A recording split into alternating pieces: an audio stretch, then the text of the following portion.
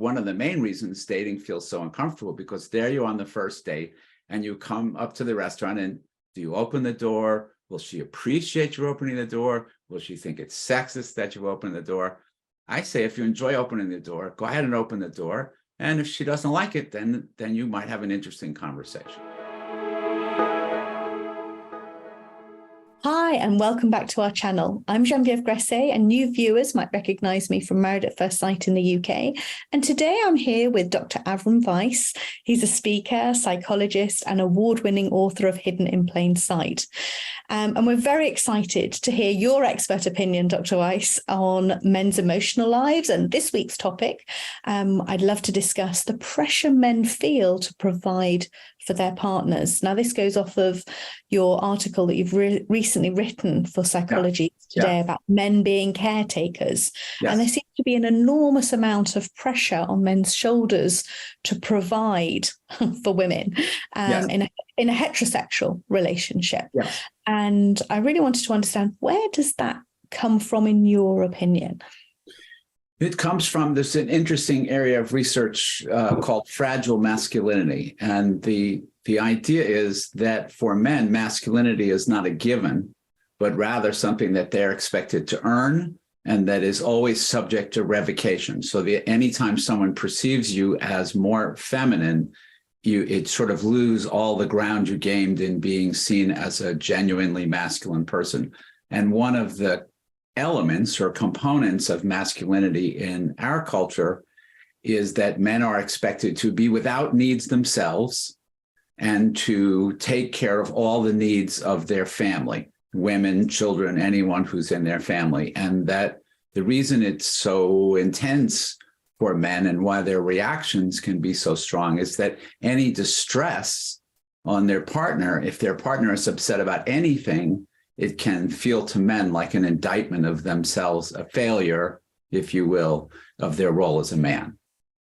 And do you think that's still true in this day, or an age of equality, or has the balance slightly changed that takes the pressure off guys?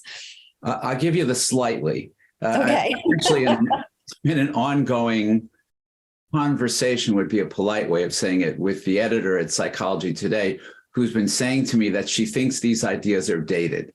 And I've been saying to her, I wish you were right.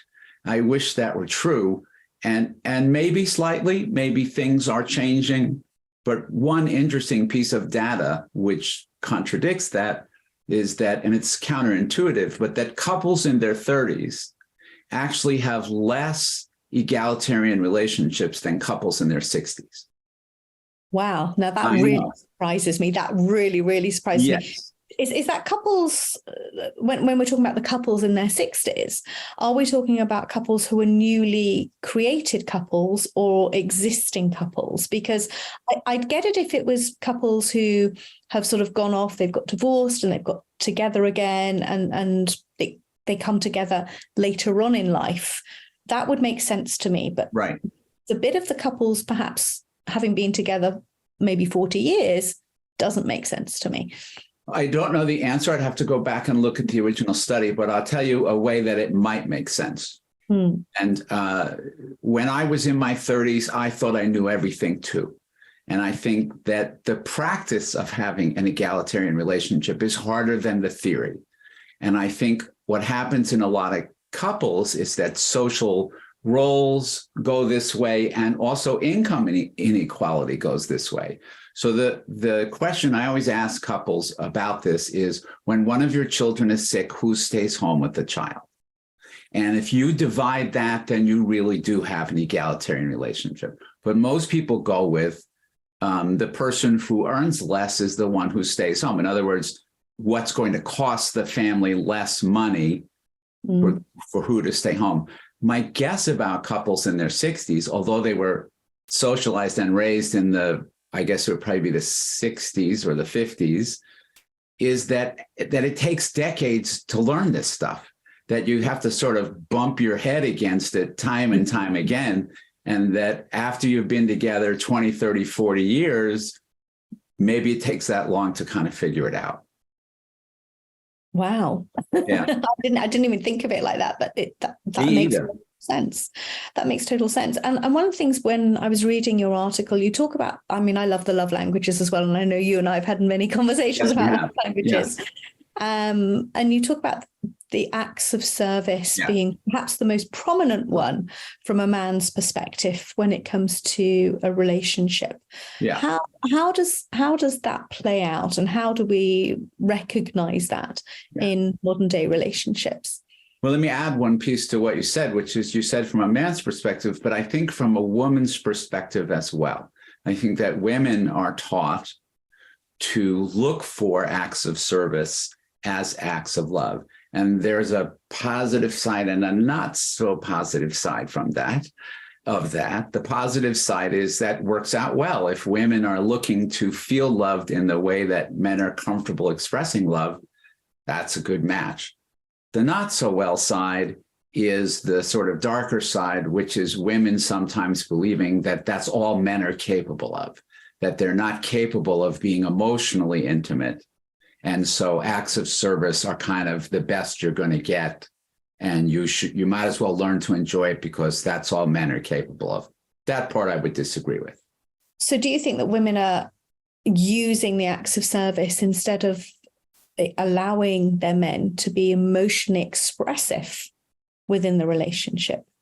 I probably wouldn't say it as strongly as allowing, but I would say that we know that expectations shape reality greatly. If you walk into a party and you're expecting it to be dull and lifeless, chances are you're not going to have a very good time. So if you're a heterosexual woman and you walk into a relationship with a man not expecting him to be very emotionally fluent and communicative and not much emotional depth, it's less likely you're going to get that depth from him than if you went in with a different set of expectations. Interesting. And I've got another question, still within this. But one of the things is obviously financially, women are far more independent now than they've ever been. Yes. And in a lot of cases, women are earning more than their male partners. Right. How do you think that has changed the dynamics within modern day relationships? Well, we probably would be remiss if we did not mention that although women are earning more, it's still 73 cents on a dollar to what men earn. So there's still more likely to be an income discrepancy in favor of men.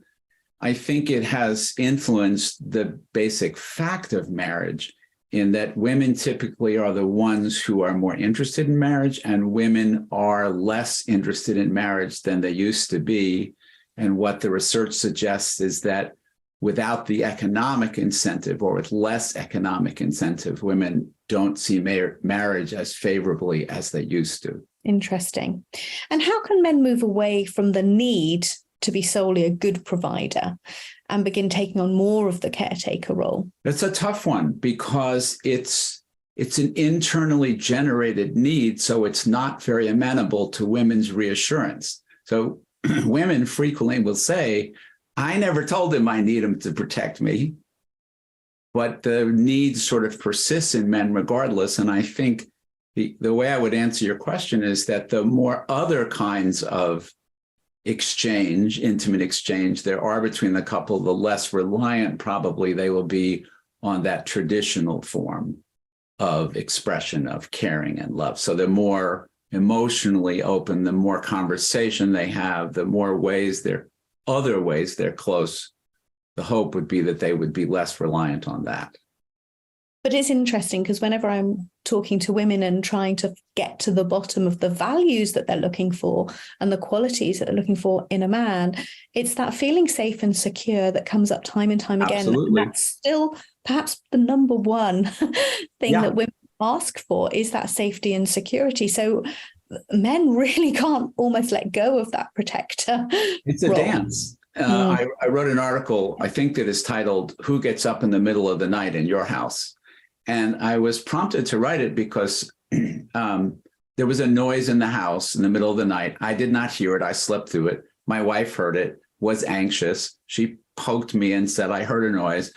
And I got up to go downstairs and check out the noise. Well, we have never had a conversation then or any time about whose job it is to get up in the middle of the night to take care of that. And it wasn't even my anxiety. She felt anxious, but I knew it was my job to get up, that was an act of service that she would appreciate. And she knew it was my job. We didn't even have to talk about it. We both knew what our roles were. It's almost intuitive and instinctive. I think it's more learned. Yes. Yeah, I think it's more learned. It is more learned, but yeah. So it feels good to me to be able to be of service in that way. I would say it's felt good to her as well, but the problem comes in when I'm not home because she feels in some way reliant on me to do that and less familiar with and confident in her own ability to do that. And I think that's the potential downside of it. The other downside I would name, if I can just add one small piece, is that men often feel like their value to their partner is limited to their acts of service. So it's sort of like, what have you done for me lately? So they feel like, an employee with a really critical boss, like you have to keep the numbers up, you have to keep your sales numbers up, and you might have been the best selling guy in the whole company for 10 years in a row. But if you have a bad quarter, you worry that you're going to be replaced. And that makes total sense to me. So let's just finish this with, what tips can you give for men to break that cycle? And what tips can you give to women to encourage men to break that cycle? I think for men, it's not an either or, it's a both and. So I think acts of service, as I said, I think feel good to men and feel good to women. So I grew up in the 60s and we were so rigid about things then that if a man held the door open for a woman, he might get a lecture. So I think that's a little silly.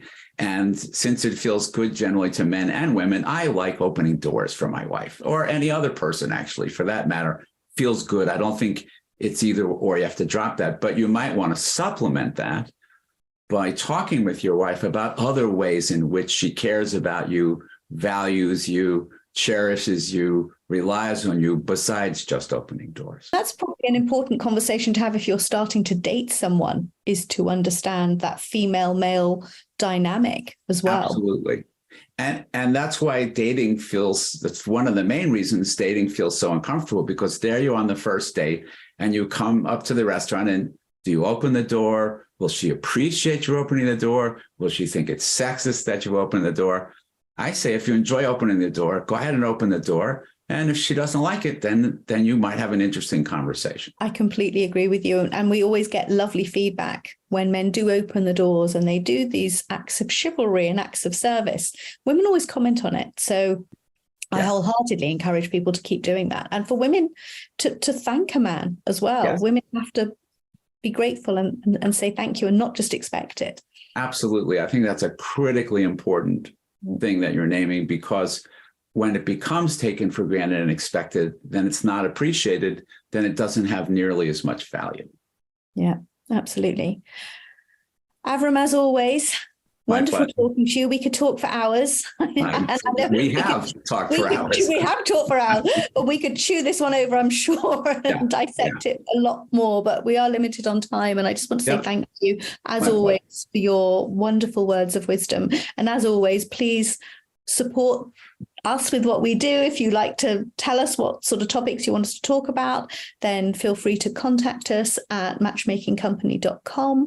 And until next time, happy dating and wishing you wonderful times with your relationship. Thank you very much, everybody. Take care.